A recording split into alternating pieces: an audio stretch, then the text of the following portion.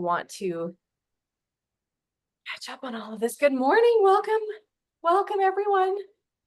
We are building to last, and Amy's like, I've got notes. I think you're listening on Audible, aren't you, Amy? Yes. Yes. Wonderful. I did both. So that does not make me an overachiever. It makes me aware of how my brain works and how many things I need to put in place in order to retain information. So it's totally fine. I had the fleeting thought this morning. I'm like, what would be really great is if I got my squirrels together and actually put the questions for every chapter up on a slide for us. So maybe I'll work on that for next week so that people who have the Audible version can actually see them, but I could send them in the chat. But I told Amy that I'm just here for support today, and she is leading us. So I'm very excited that she has so graciously done what I've assumed that she's going to do. So I made notes because I am listening on the Audible version, which was a little bit weird when I chapter 3, but how come it didn't say we were on chapter 3 when my little thing says chapter 3? Yeah. Okay, I guess I'm going to keep listening. And then my little Audible says we're on chapter 4, and we started chapter 2. And I'm like, got it. It just looks a little different. I can process this and do it. So I listened to it again to make notes. And that means I started with the intro, but somehow in my notes, I missed where it said chapter 1. So it's fine. We've just those, said it's up to the end of chapter 3. So whatever you incorporate wherever is totally acceptable. Yes. So those of you who like in order by the book, just get me back on track on the order in the book. If I hop over something, let me know. I did like his intro of mindset of a CEO, not an employee. Become a leader and build leaders. The first portion of it being personal, of becoming, and then leading others to help them become who they're becoming. That's a lot of becomings. Do you ever wonder if because you know how sometimes you tell your children something and you tell them again, you tell them again, you tell them again. And you're like, how many times am I going to have to tell you this in order for you to get it? And then I think, though, how many times have I been told and reminded and had so many brain babies about leading myself? And we've been talking about this forever, right? And you just think, oh, Lord, grant me patience for those that I am raising, because I am really no different. Maybe I don't leave my shoes on the counter, but Yes. So the line that I started writing out that I don't actually have accurate, which I would really love somebody from the book to give me the exact quote, is I am willing to become who I need to be.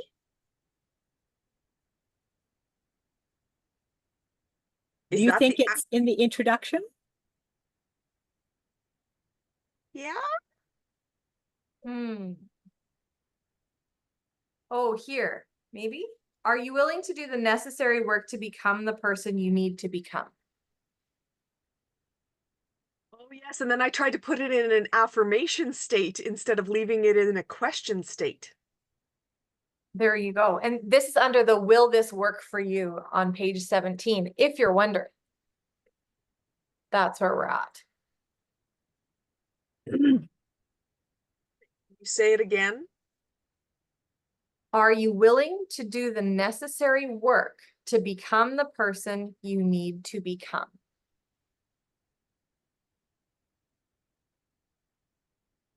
I love, though, that right after that, he says, Build to Last is not a pleasure to read. I was like, ooh, okay.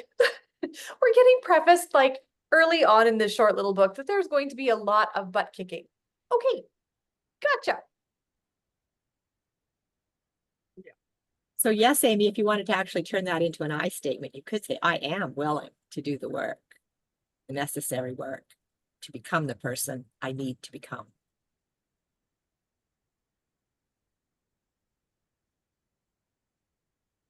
And I think that, well, I mean, that does flip over further into our chapters where he is waking up every day going, I am, I can, I will, or whatever it is, right? And so this goes into I am, but this is your I am what? I am willing. Well, what weight does that hold? What am I willing to do? Maybe it's a bit like children. It's the first step. Yeah. And Are you? it's like, and it's like a comment that I heard recently about people wanting to develop their self-confidence. You know, if I was just more self-confidence. And yes, because I told you this, it was first step. It's a simple thing to develop self-confidence, but it's not an easy thing. And it's to keep the promises you make to yourself. That is not what I was thinking, but isn't it you who put the quote to build self-confidence? First, take one step of action. You can't build confidence if you never act on anything, which is why self-confidence is very different than self-worth. Yeah. Can I go back to something Sherry just said really quick? I want to give us space to just like actually embrace what she actually just said. She talked about simple and easy. So no, we're not reading books about quantum physics. No, We are not learning to be brain surgeons. We are not existing in a space where a slip of the wrist to like a micromillimeter is going to mean life and death for someone. We are dealing with relatively simple concepts. And even in network marketing in general, we are dealing with simple concepts. They're not necessarily easy. So if we are tempted, and I will use the word tempted because I actually mean it with the full weight of that word. If we are tempted to believe that because we cannot grasp a simple concept, we are lesser than, we need to eradicate that space in between simple and easy, right? Like just because something is simple doesn't mean it's easy. If you haven't grown through the simple concepts enough to get to the place that you want to be, it doesn't mean anything about you other than you just haven't grown there yet. And putting up barricades of self-deprecation is not going to point you in the direction of accomplishing those simple concepts in reality with skin on. Simple does not equate to easy. Because Celeste Gwynn just posted, and actually I think I reposted it this morning. Hold on just 2 seconds, because of course I have something saved or sitting on my Instagram to get posted for after we're done. She posted about consistency. And one of the hardest things is being consistent generally for ourselves. I think Sherry and I were just talking about how it is harder to show up for ourselves than it is to show up for someone else. No, I didn't share it. Hold on. I do need to share it with you because it was really good. And I always take stuff that she shares quite seriously because she knows. And you watch her be consistent and you watch her walk through all of these things. If only people understood how important it is to be consistent. Everything that has value in life is a product of consistency. Success, health, fitness, wealth, friendships, relationships, and all other aspirations are all about consistency. Never in there did they say a certain body type, a certain look, a family that you came from, royalty that he talked about, right? It doesn't talk about personal inclinations or talents. I can go back to my example I always use about my twins. I have one who is crazy talented. The other one is talented as well, but she's far more consistent than the talented one. And if my inconsistent could just learn consistency, oh, she would be unstoppable. And that's where you hope that they choose to be like choose the good and not like lead a prison gang. Anyway, on our way. So then if I'm correct, we're at the flipping houses and being able to help his friends and family earn 25 to 50% return on their money in a short period of time. I think he said 6 to 9 months. But he was warned. And interestingly enough, I don't agree with all of the things he was warned about. Like get out early, those kinds of things. But he was warned, do not over leverage. Mm-hmm. And picking, because finance is my easy talent, strength, whatever you want to call it. It's easy to notice leverage in strict money. When you buy a home and the bank says you must have this much down payment, and that's how much down payment you have, and you're paying it, but the market takes a downturn. His comment was upside down, which means you hold that house for another 25 years. Because that was the plan. The plan was to live in the house. His plan was not. They over leveraged for their time frame. Because the reality is, all they had to do was make the payments, hold it, make the payments probably for 5 to 7 years on that market.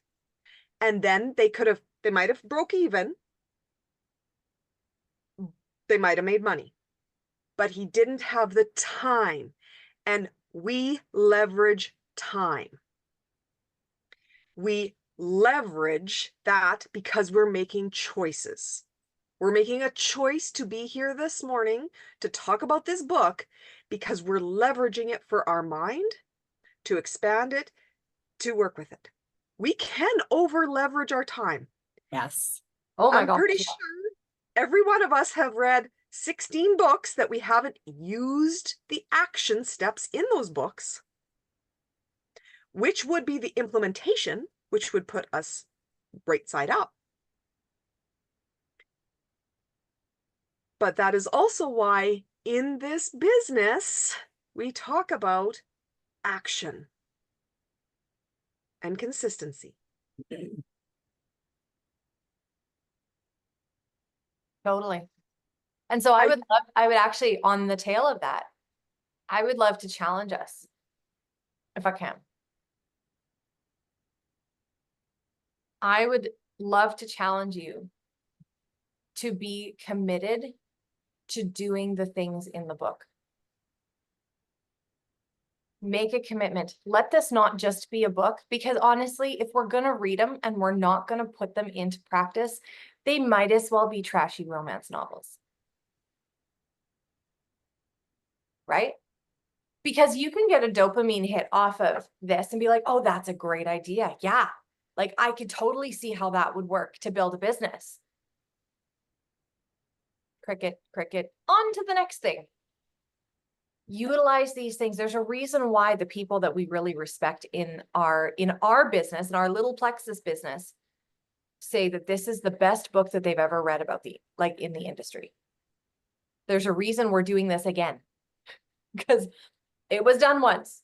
There's a reason. I have a feeling that this is going to end up being one of those books that we do over and over again, because it is so, it's so pointed. Like just, there's so much in it in such a short period of time.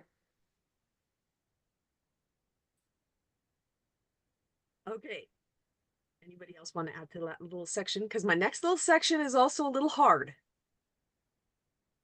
Stunningly enough, the do what you want, when you want, with who you want, sounds easy. And in the chat, I had this written out so I couldn't forget. The body can't go where the mind has never been with intent. So our bodies can go a lot of places our mind never thought we would be without intent. But the what do you want? What do I want? Who do I want to do it with? When do I want to do it? Huh. Okay, well, today. What do I want to do? Who do I want to do it? When do I want to do it? If my today is when, there's the who and the what left. That's with intent. That means my mind has to think about what I want. Sometimes a dirty diaper is not what I want to change, but these are steps in life, and one day I won't have a dirty diaper to change. And then I happen to know 5 to 10 more years, I'm going to be like, please let me change the dirty diaper. I'm fine with that little life cycle.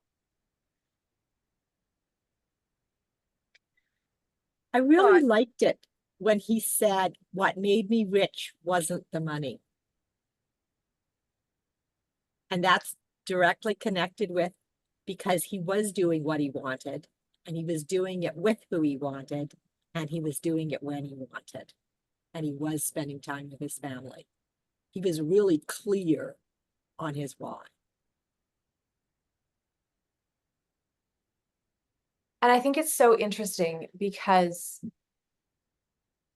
the money affords the time, and the money affords the memory making, and the money affords the freedom or the flexibility or the options or all of those things. And I think it's really amazing that he is writing this in this way. Yeah, before he's paid off the mortgage. Right? I don't know, like I don't want to get too far ahead of us, but I was struck by the question about where do you see yourself in 5 years? Where do you see yourself in 20 years? And Linda's laughing and Sherry's smiling and Janice is smiling and we're all kind of chuckling about this, right? And I guess the challenge that was posed to me in my mind was, so when is the right time to get this sorted out so that the 5-year goal looks more like the 20-year goal? Because none of us are guaranteed. None of us are guaranteed time, right? We often think we have all the time in the world.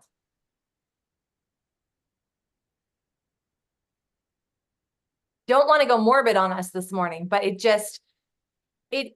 when is it okay to have a sense of urgency? To want to grasp those, like, if you had a choice, I guess this is more it. If you could picture that 5 years, and I know I'm skipping, but we'll come back. And you thought you were leading, Amy. Yes, you're asking questions too. I just want to pose the question. If you could step into, just like you would cross the threshold into a room, if you could step into that 5-year vision of yourself tomorrow and live that, and then you had to step back across and be where you are now, how urgently would you pursue crossing that threshold in a shorter time frame? Amy. I kind of like that, except I'm going to take it backwards. Okay. 5 years, step back 5 years. Because we knew where we were at 5 years ago, right? and then to today. So the plan that you had 5 years ago,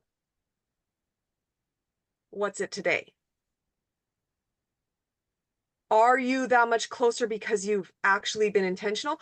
Or did you get stuck in this pretty little loop that says, I'm content, I love my life, I'm actually living many people's dreams, so I'm good.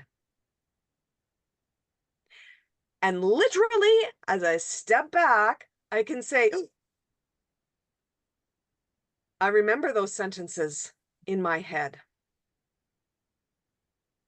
Do I want that for the next 5 years? Or taking some of these actions. So in the chapters, one of the pieces I read was the 7 generations piece, which is, me and Melissa had a lot of oofy, scary thoughts about that. But one of them included a conversation with a child. How do I want my children to tell their new college friends about their mom? Holy smokes.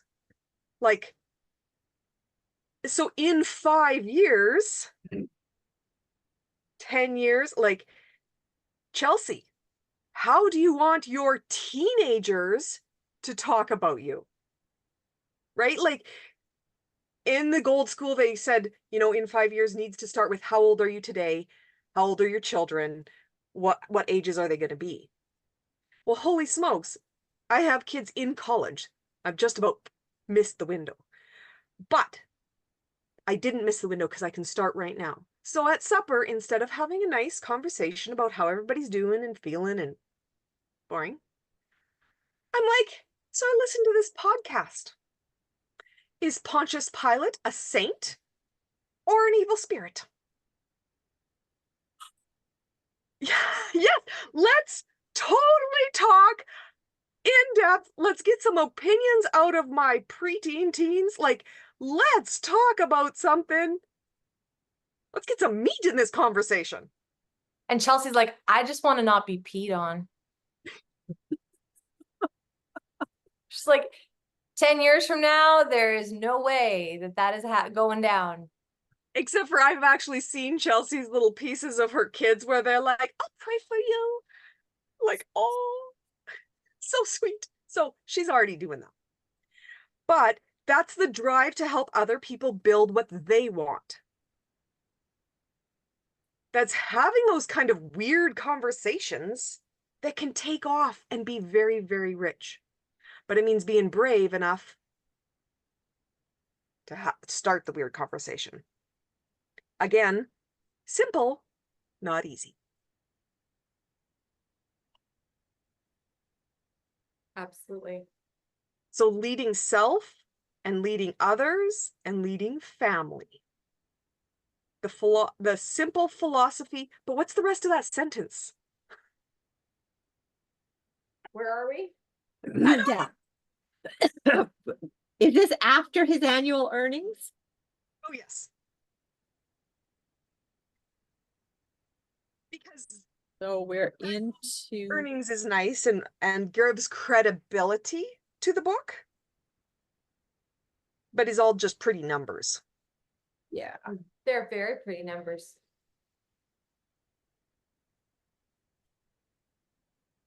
It's before do he you- talks about distributors and before he talks about leaders of leaders want to be exceeded and leaders of followers want to be needed. Okay. Is it before that or after? It's before that. Okay. It's a simple philosophy. And then there's more to that little quote.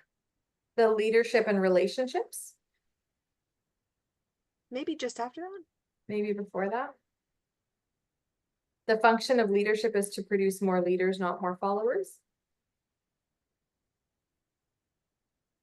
He talks Simple philosophy about- was actually in the phrase. Yeah, he talks about going on a spiritual retreat and his business growing while he was away because of the leaders he had developed.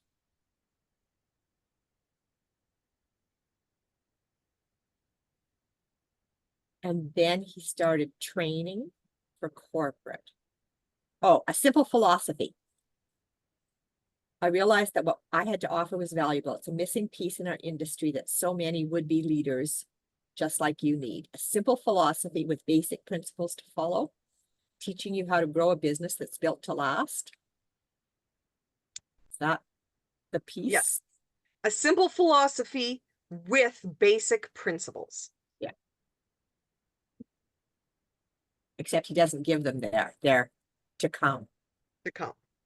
That's why we're reading the book. Read on.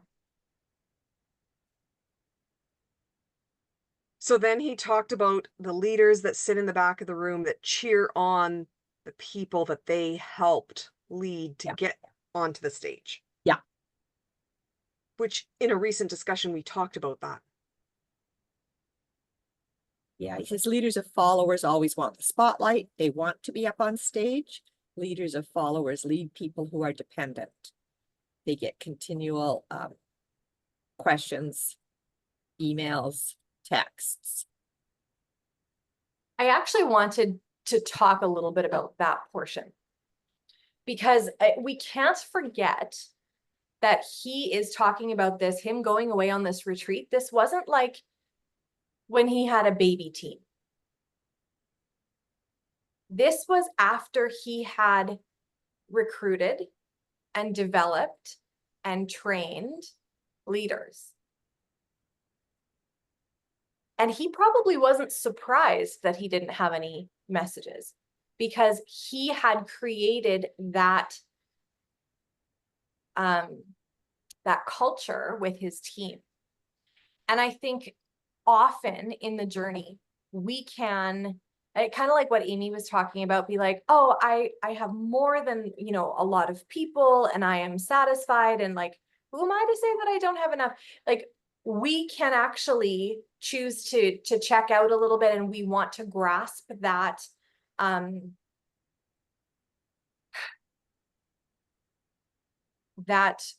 use kind of Plexus analogy, that 14-star diamond freedom, that the beach money, like we want to have that before we have it, and we want to have the type of team that would elicit before we actually do have it.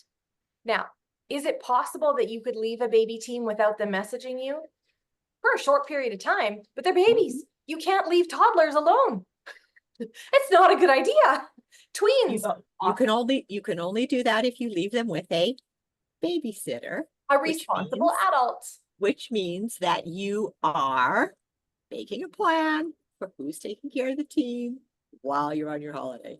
And you know what? When you have little ones and you have a babysitter, often you call to check in and make sure that everything's fine. You don't necessarily phone and talk to all the children, because then they're going to tell you every issue they have and the hangnail that they found and the fact that they can't find their orange sock and all the things. You talk to the babysitter, make sure that everything's good, and then you move on, right? We want to be able to do the things that freedom allows us without putting down all of the groundwork first. And it's just not, it's not realistic. And I think about that picture of, the guy that's mining for diamond, the two guys that are mining for diamonds, right? And the one of them just kind of throws up their hand and walks away, and they're like that close. And the other one just keeps going, right? There is a time in your business where, yeah, you know what? You're going to have to commit. You're going to have to do hard things. You're going to have to sacrifice. If you want big things, you're going to need to be okay with being uncomfortable for a certain period of time and put up with that discomfort before you get to go on that vacation for, what did he say, 2 weeks? And not check in and not worry about phone calls and and have people thriving and going. You can create the culture at the beginning, but the freedom is for when you have a certain measure of success. So I love what he says. I agree with everything. I just want to put the caveat in that that's not at gold. That's why he reiterates the income disclosure numerous times in this little section. because he actually explains that exactly when he talks about Nicole Jones as the mom who started out with $400 in the month, and the yoga studios that started out like in the thousands. Yeah. But the yoga studios, even though they did very good, they didn't grow very much. They require more check-in. Whereas Nicole, in those first few months, needed check-in, but she grew. And within 5 years, she was 7 times the yoga studios. And that's the build and develop leaders. And the check-in with how is my team doing? And this is something, fascinatingly enough, it's been a while, but I've heard Janelle say, I know my team isn't doing well. I know everything has slipped. We need to figure out where the holes is and where everybody is personally, with their business, what's happening, gather up all the little troops, have a review. Picture is looking a little crazy right at the moment. What's the scoop?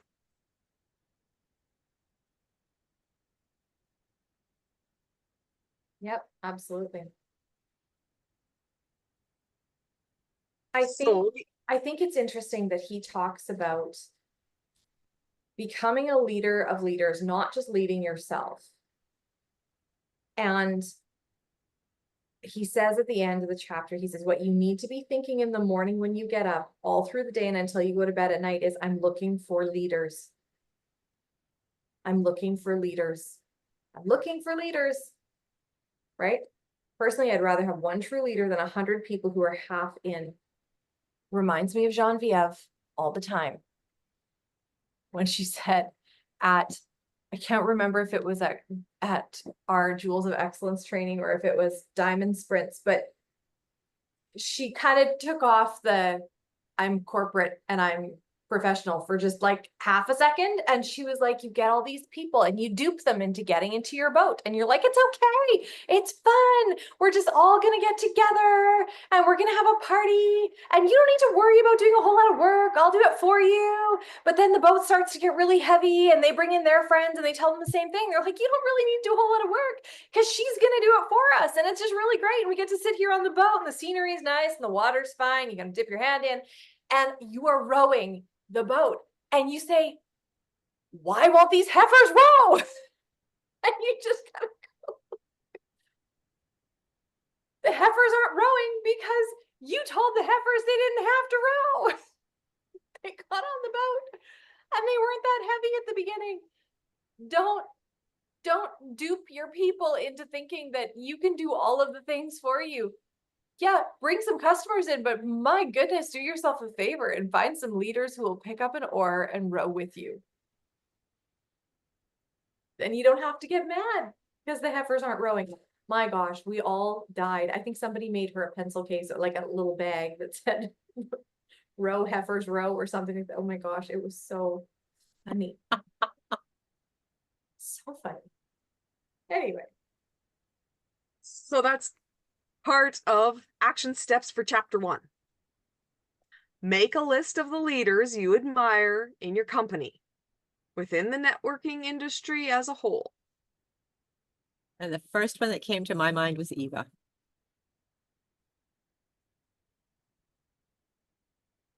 And Janelle today has just mentioned Celeste Gwynn. Trisha Rieger is another beautiful example.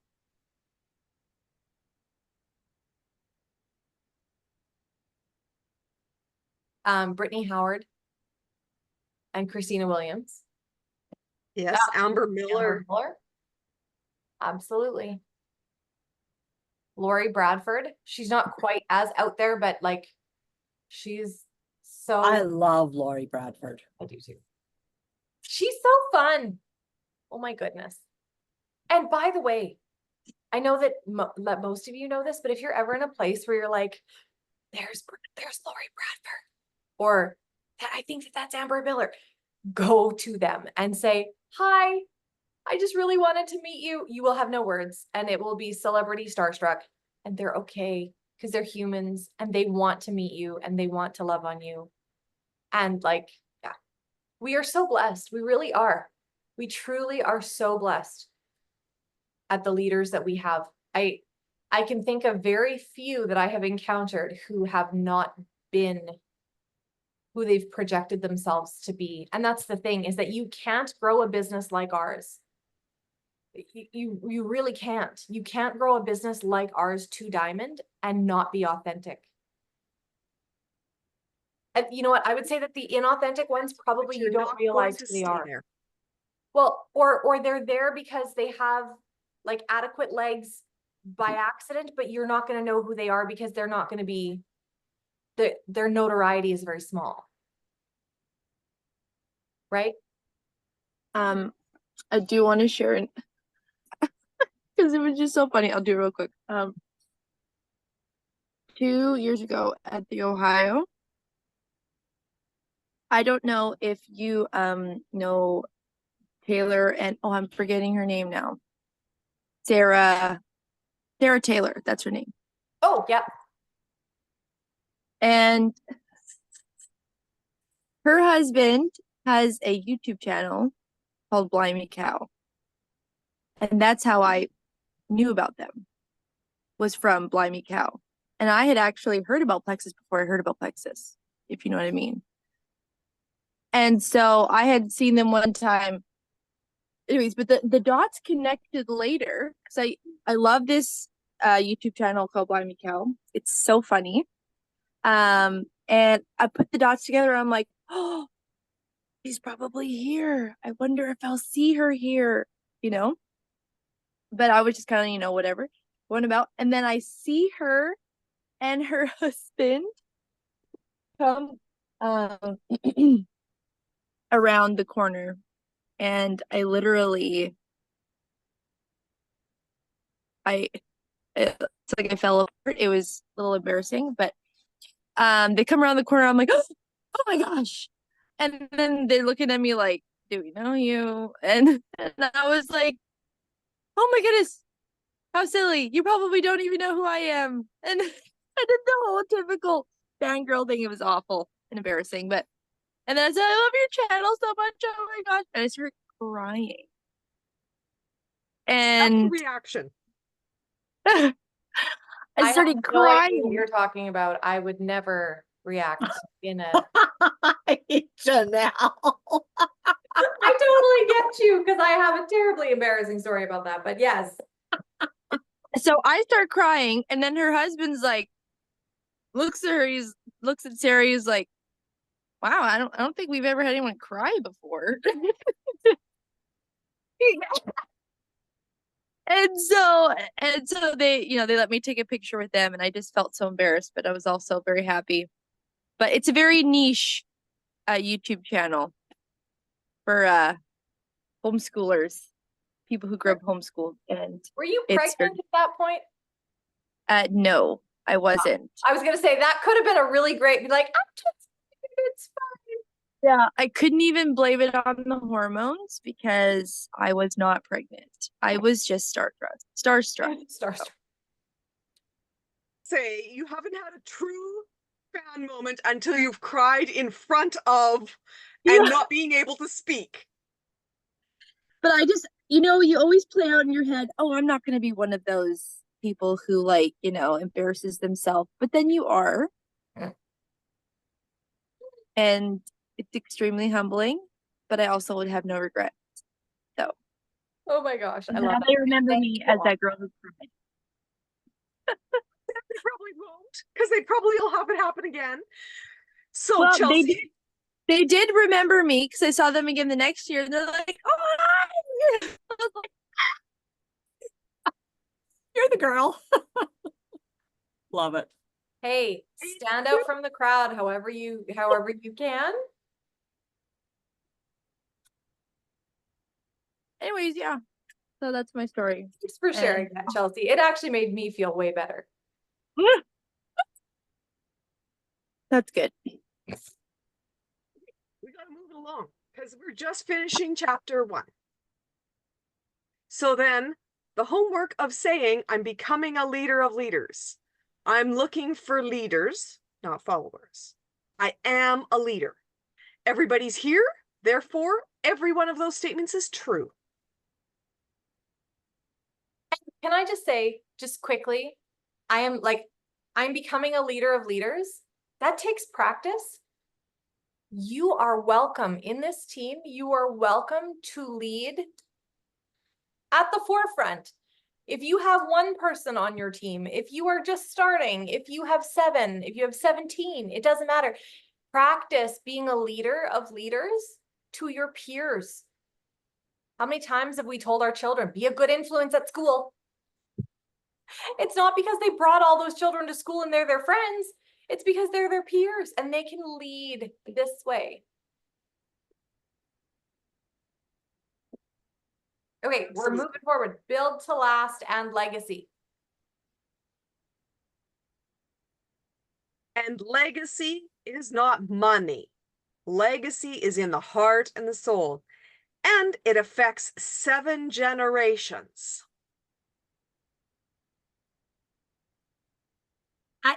So do you think it doesn't affect 7 generations? How are you feeling about your great, great, great, great grandparents? I'm pretty confident that a lot of the habits and mindset concepts that came down through my ancestors came from as far as 7 generations.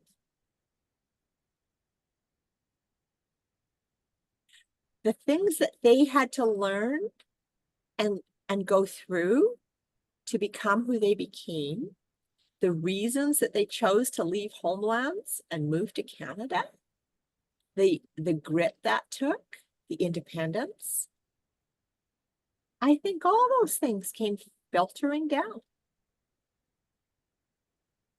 And I also believe that the example that I can demonstrate, the qualities, the things that I can offer, will affect my children, my children's children, their children, 7 generations down. Can I ask you a question, Sherry? Because I'm not a grandparent. Is it different realizing the impact that you have on your grandchildren? Does it hit different than your kids?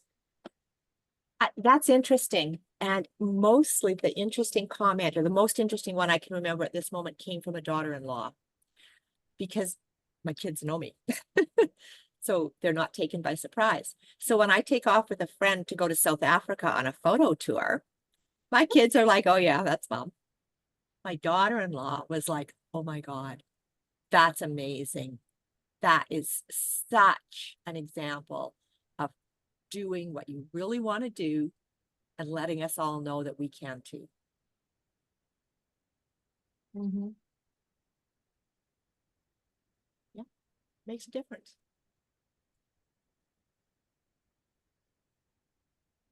Hmm. Also be somebody who's in the past 7 generations also had an ancestor who hopped the pond. Isn't that true?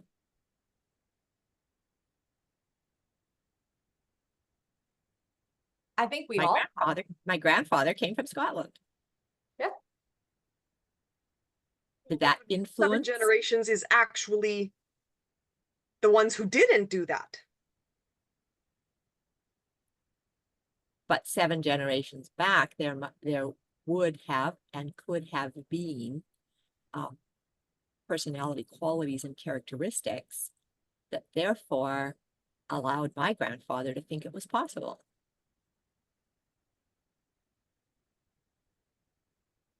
So In fascinating. this section, he also said, living your dream gives others permission to live their dreams.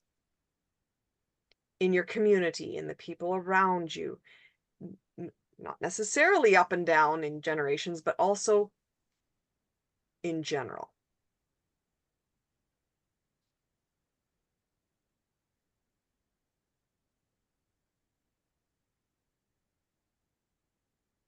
He said, actually, thinking about affecting 7 generations made things simpler. It simplified priorities. It simplified actions. It simplified choosing your words. Because as you think about and choose, is this action, priority, or words something that I want affecting the next 7 generations? Whoop, no, shut that mouth. Do something different. Do I want 7 generations of dirty dishes? Nope. I guess the dishes are getting washed.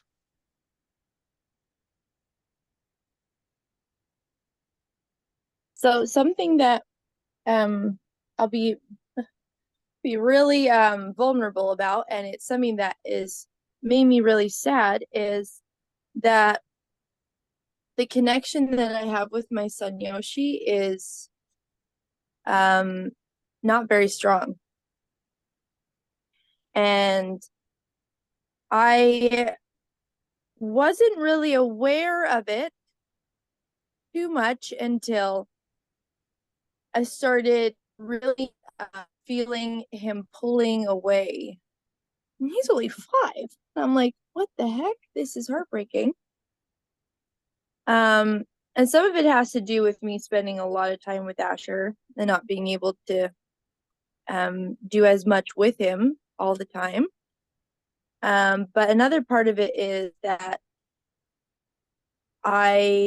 because I'm so busy with Asher and and everything else in life, that I have not made spending time with him one-on-one a priority. Also, I just discovered he is what's the word?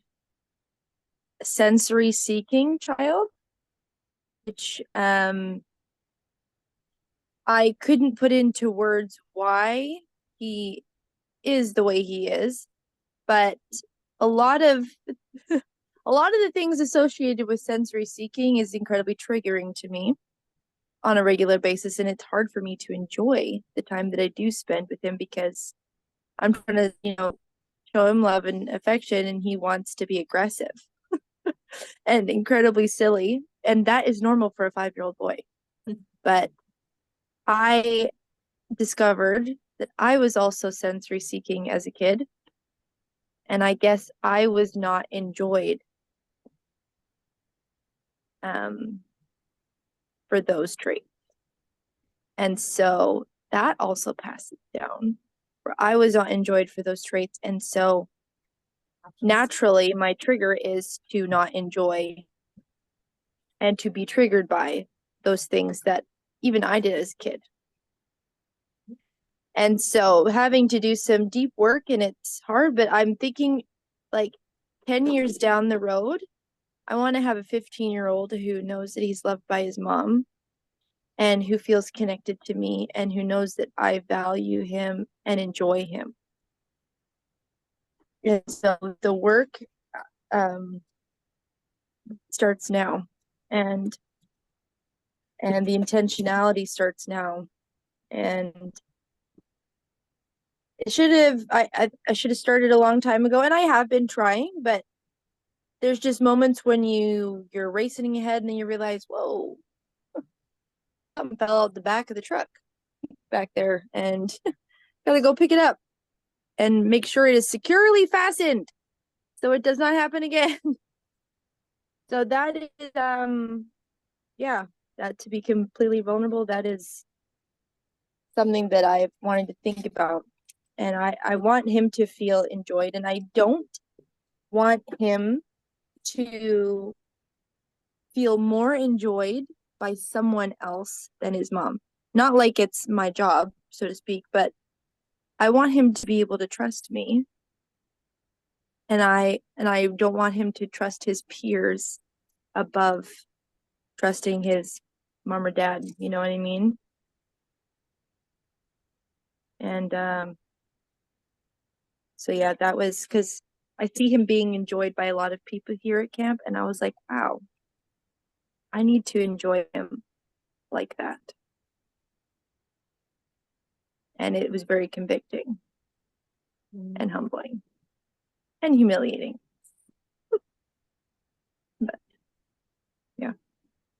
Thank you for sharing that. Yeah, and that's an amazing awareness, Chelsea. Mhm. And a beautiful awareness that you can see him being enjoyed in ways that, you know, weren't a fit for you. That's a huge awareness. Thank you. For sure. And acknowledgement of all of the feelings that happen inside you as you see that happening. For sure. Oof, that was so good. We could like spend the whole last like 7 minutes talking about how impactful that was. Appreciate it Yeah. so much. Oh, So much. Change life as a gift. That's becoming the person you want to become. That is changing generations. Mhm. Anybody else think we're missing something in that chapter with Chelsea's example? I think she gave a beautiful example of changing generations. And a lot of brainstorming on how she is going to impact you know, in 5 years from now, in 20 years from now, what that's going to look like and her action steps. So that's awesome. So I think that we shouldn't try to plow through. I don't think we should try to plow through chapter 3. I think we should hold off on that. So I think we can do 3, 4, and 5 next week. But I think we could take 2 seconds if people haven't looked at the action steps. Should I share the picture in the chat? Would that be helpful for anybody? yes. I'll take a new picture that isn't dark. Poor Amy was probably like, what? Up the Oh, no. brightness. I can read it really well. It's like, yes, that's what it said, and I didn't have to rewrite it all. And that is what we did a bit at Gold School, is like, how old am I now? In 5 years, how old am I? How old are my children? Because some of us kind of forget that they age also. And in 5 years, that means my youngest is 17, like walking out the door 18. Technically, in 5 years, I'll have 3 more graduated and walking out the door. Wait a second, what? So what do I want that summer of everybody out of the house to look like? Well then. I don't know about you, Amy. I'm having a hard enough time sending my youngest to grade 7, considering in 5 years he will be going into grade 12. I'm not sure that I'm okay. I might have a little bit of work to do. One leaving the house next Say that- week? Say that again. Do you have one child leaving the house next week? Oh, we're not leaving. He's going to Bible college in Regina. Oh, so you still get to feed him. So it's a pre-launch. We're in the pre-launch phase. That's lovely. I thought my pre-launch was an 8-month stint at college and then home for 4 months. Didn't come back. And I actually really love the connection because Chelsea knows the people that he's going to be taught under, like, well. So cool. I'm like bursting over here. I'm just like, ah, I know. my life changed. Ah, I can't even tell you. Oh, my and life- I'm sitting here going, everything's going to change. And I'm just, the mom in me is like, you have no idea, buddy. Cake. Sally. You know what, though? I think that was, and I'll share this little piece. Go ahead. Did you have something to share, Ellie? Well, I was just going to say, for me, it was so different with our kids because of where we raised them up at Toad River, way by themselves, that I would have felt like a failure if they couldn't leave home. And so I was just thrilled. I felt like, I had done my part in helping them become independent. So they actually were able to leave home, because without that, I thought that would have been way worse, way sadder than with them being able to go and find their way. So for me, it was kind of the opposite. Oh, trust me, if he was wanting to go, I'd be like, woo, let me pack for you. No, it was a process of getting them there. Our oldest was going to stay home for 2 years till her sister would come. And I'm going, okay, then life would be the same every single day as you finish up correspondence. And I could just see her regressing socially. And so when she started thinking maybe I should go, we went and checked out different colleges and things like that, and in Fort Nelson, Fort St. John, and Grand Prairie, and she decided on Grand Prairie. And so I was like, well, how can we do this? And it was just one day at a time trying to get through it. But I was so pleased when she decided to go. As hard as it was then, it's like, okay, why have I always wanted to get them more independent? Why do I want to hang on to them now? And then it was a real process, but I was through it by the time she actually went and then went through her process. So it was really cool. That is really cool. So I like how he describes like what does your daily activity look like in 5 years? And one of them is, what are my daily thoughts? Because like I said, looking back 5 years, I'm living a lot of people's dreams, but not quite. So what do I want in 5 years? How does that look? And maybe I need to start a little smaller, like a month ago when my brother-in-law was talking about an Alaskan cruise for our 25th wedding anniversary. Like, yes, let's do that. I know. It didn't all click until Gold School, and I'm like, wait a second, I could go on a free Alaskan cruise first and then take my brother-in-law on an Alaskan cruise? I could get 2 cruises out of this deal? I think this is a good plan. I know, I'm a bit slow on the takeoff. Well, and then, there's the Bahama cruise. It's not Bahamas. Is it Bahamas? It's the cruise in February. You can like have a little cruise warm up. And I'm just going to say, we have 1 minute left, and this is our last book club of this month. So I'm going to take every second to tell you the work you do between now and the end of August is so important, so critically important. Retention credits are huge, and there are reasons for why they do what they do. Like, if you ever look at something where they're throwing a ton of incentive on, just go do the things. Go do the things. And please, please, please, please, please ask yourself if you could sponsor like 4 people, three or 4 people this month before the end of the month. The incentive next month is incredible. Incredible. One of those people that you sponsor may want to go silver just for this incentive. So I'm just saying. It's something literally. I was just talking to Lucas about the morning of the Jewel call where they let it out of the box. I was like, I would love that. It would be so great. It's ridiculously expensive. It's a tool. Anyway, sorry. I'm super jazzed about what they're doing right now. Not just the short-sighted incentive of like a pickleball set, but like the long term of your dream in 5 years, likely, if it includes growing your income, growing your influence, becoming a leader of leaders, I will just jump the gun and say, well, probably that part of that will be earning the cruise. That's leveraging the tools you're being offered. Sharing the tool to other people. And it's also compensating you with fun stuff in the meantime before you get to the income level that you want. It's like, hey, I know you're not there this month, but here's a little prize and great job. And here's some incentive money. And then here's like earning a trip. Great job. Fun that like a cruise to the Bahamas is just a little thing that Plexus gives us to be like, just keep going. All right. Love you all. Thank you, Amy. Thank you for everyone's insights. And Tuesday night team call 10-10-10.